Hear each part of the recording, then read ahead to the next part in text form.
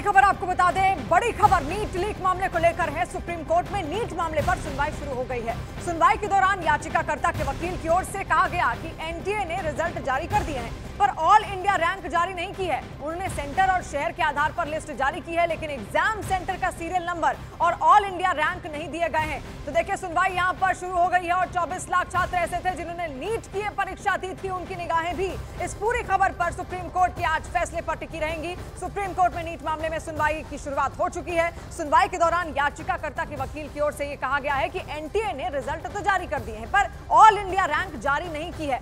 उनने सेंटर और शहर के आधार पर लिस्ट जारी की है, लेकिन एग्जाम सेंटर का serial number, all India rank अब तक जारी नहीं किए गए हैं। और विक्रांत यादव हमारे वरिष्ठ सहयोगी इस वक्त हमारे साथ जुड़ रहे हैं। विक्रांत, और क्या जानकारी, सुनवाई शुरू हो चुकी है? देखिए, बिल्कुल सुनवाई शुरू हो गई है, क्योंकि चीफ ने पहले ही गुरुवार को कहा था कि सुबह 10:30 बजे पहला मामला यही सुनेंगे। आज जब सुनवाई शुरू हुई तो एक वकील पहले बोलना चाह रहे थे, लेकिन कोर्ट ने कहा कि पहले हम याचिकाकर्ता के वकील को ही पूरा सुनेंगे, क्योंकि गुरुवार को भी वो बोल रहे थे।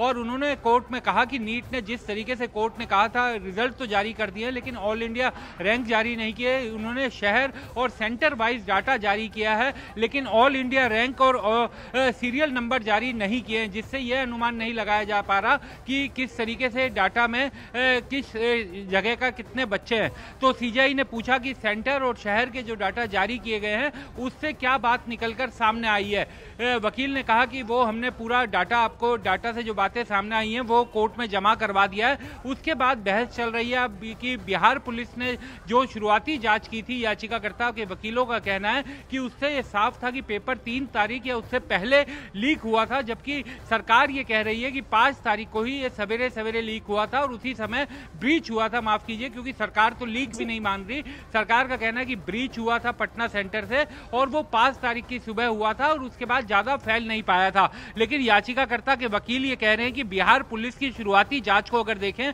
तो उसमें साफ ये लिखा हुआ है कि बच्चों को लीक हुआ पेपर 4 तारीख को दिया गया है, यानी कि पेपर 4 से पहले लीक हुआ था। उन्होंने कहा यह इस तरीके का मामला नहीं है कि किसी चपरासी ने पेपर सेंटर में जाकर पेपर निकाल लिया और बच्चों को दे दिया गया हो।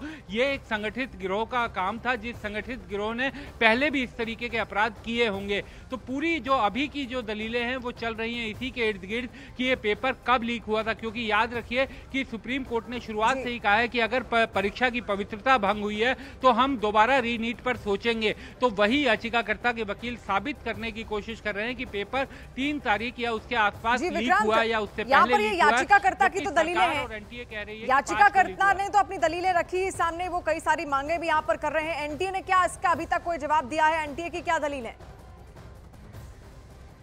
देखिए, एनटीए और सरकार पहले एक बार याचिकाकर्ता की पूरी दलीलें हो जाएंगी, उसके बाद वो अपना पक्ष रखेंगे। लेकिन जो रिटर्न आर्गुमेंट दिए गए हैं एनटीए और सरकार की तरफ से, उसमें दोनों ने ये कहा है कि ये कोई बड़ा लीक नहीं था, ये एक सेंटर स्पेसिफिक लीक ब्रीच था, जिसमें पहचान कर ली गई है किन लोगों ने इसे ब्रीच किया था, किन छात्रों को इसका फायदा मिला था। यहाँ तक कि सॉलिसिटर जनरल ने पिछली सुनवाई के दौरान ये कहा था कि मैक्सिमम 150 छात्रों को इसका फायदा मिला होगा और उनकी भी पहचान कर ली गई है। दूसरा, सरकार और एनटीए दोनों ये साफ कह रहे हैं कि एक पटना सेंटर के अलावा कहीं पर भी किसी तरीके का ब्रीच नहीं हुआ है, ना ही ये ऐसा मामला है कि पेपर लीक होने के बाद वो सोशल मीडिया के जरिए तुरंत फैल गया हो।